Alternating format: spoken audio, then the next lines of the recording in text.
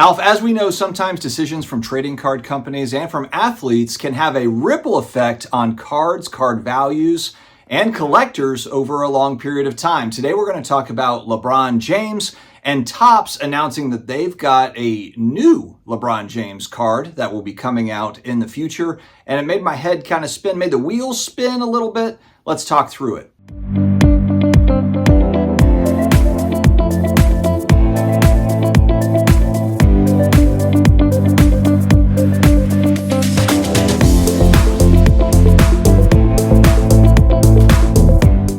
What's going on, sports card family? Before we dive into today's topic, we've got our shoutouts, justcollect.com. You've got a collection to sell. You have no idea what it's worth. You're trying to figure it out. Go to the justcollect.com website. They've got an easy appraisal form there to help you out. And don't forget to go to the Just Collect YouTube channel. Watch Leighton Sheldon. Interviews a lot of great hobbyists, different industry folks. So make sure to check out justcollect.com. Card Capsule. You want great supplies, high quality supplies, waterproof cases, and you don't want to spend a fortune for them. Card Capsule is where you want to go, and I've got a discount, a promo code down below in the video description, so make sure to check that out. And if you've never subbed with PSA, what are you waiting for? $25 off your first submission. It's a one card minimum. Send them one card, try it out. $25 off your order to try out PSA. All right, Topps just made an announcement that they are taking the sleeve from LeBron James. He just crossed over 50,000 points, the first NBA player to ever do it. 50,000 points, and they've got his shooting sleeve, and they are going to put it into a trading card. It's a pretty big sleeve, so I'm assuming they're going to be cutting that up and putting it into multiple cards, I would think.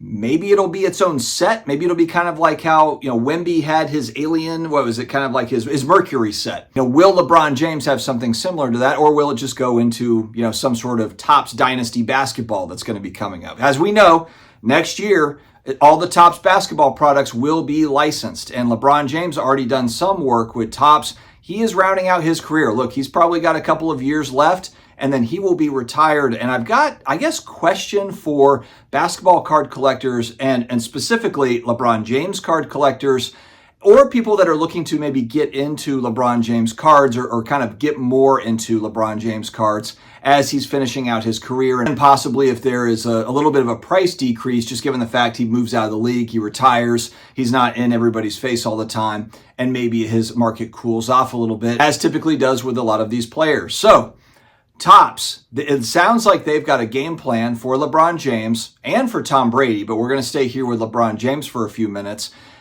What do you do in the LeBron James market? I think this is incredibly tricky. There are only so many hobby dollars to go around. And if Michael Rubin and Topps and Fanatics, if they're raring to go with a LeBron James deal that's going to have a bunch of different LeBron James cards that are going to go into his retirement years and so forth, but maybe using game-used items like what we saw here in this note that they just put out today, how do you even start with this? Obviously, a lot of people will say, go just focus on the rookie cards and maybe the autos from the rookie year or the early years.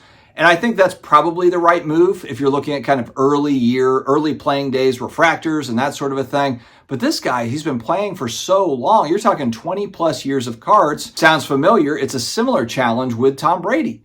Is LeBron James going to be in a lot of Topps Chrome sets? Is he going to be a mainstay in these sets? Is there always going to be a big LeBron James chase as Topps takes over the licensing? I think that the answer is yes. I just don't know how that's going to look. Is there going to be a lot of his autos? Is there going to be like 50 of his autos in a set, or 100, 1,000? Or is it going to be limited, like a one of one that they're going to throw in as kind of a big chase, or how they always do it Topps now? We've got this commemorative card, and then, one of you is going to win the one of one, and then we've got some parallels or whatever. I think it just gets really difficult because these newer cards of him are going to be expensive. And then what's going to happen is you're going to look at, okay, what's the cost of these newer cards that pop up, and how do they compare in price to his early days cards? I just think it's going to be a hell of a decision. What's going to be considered important by collectors / speculators / investors as we move into the future 10, 15, 20 years down the road? We're kind of in uncharted waters here where you're going to have a lot of great cards, a lot of great playing days cards, let's say for LeBron James and for Tom Brady. But then there's also going to be big chase cards. They just did it in football. The 2024, the unlicensed Topps Chrome stuff that just came out, there's a one of one Tom Brady card in there, signed auto card.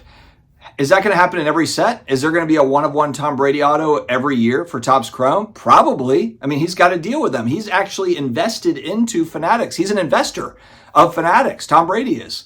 And maybe LeBron James is too, or maybe he's going to be. I'm not sure. You know, a lot of these players are invested, and players associations and the leagues are invested in Fanatics as a company. So this is going to be really interesting to watch, because does it dilute it down? Does it dilute the market down? Because even though these guys are all-time greats, but they're just too much of it. Too many autos, too many, great relic cards, too many great parallels and prisms and one-of-ones. Where does it get diluted down? Maybe the answer is it doesn't. Maybe there's enough money to go around and there's going to be plenty of money to buy, the new stuff that pops up. Or maybe there's not, and people are going to zero in and focus on particular spots. I just think it's going to be really interesting to watch, because if you look, LeBron James and Tom Brady, they both came out around the same time, 2000, 2003. They have a lot of rookie cards. They have a lot of autograph cards already. But now we're getting into kind of the retirement years and kind of that post-career stuff. And they're going to be big in with Fanatics. I think LeBron James will be too. He's still busy playing basketball, but he's going to retire here over the next, 2-3 years probably. Where is he going to put his focus? It'll be very interesting to watch. But if you are looking to buy into the LeBron James market, where do you start? Where do you begin? Where do you think the stuff is going to really hold value? And I know a lot of people will say the early stuff, but maybe Topps will come out with some wicked newer cards that have, game used stuff from different events and that sort of a thing. And those are also very popular. Let me know your thoughts, my friends. I think this is a really interesting topic. I'm interested to hear what you all think. And as LeBron James looks to round out his career, and the Lakers looking to surge here a little bit with Luka, and could they make a run? It's not impossible. It would be wild if the Lakers went to the title game. That would be, I think, great for the NBA, even though I'm not really a LeBron James fan. But let me know your thoughts down below. The LeBron James market. All right, friends, stay healthy, stay awesome. I'll talk to you again later.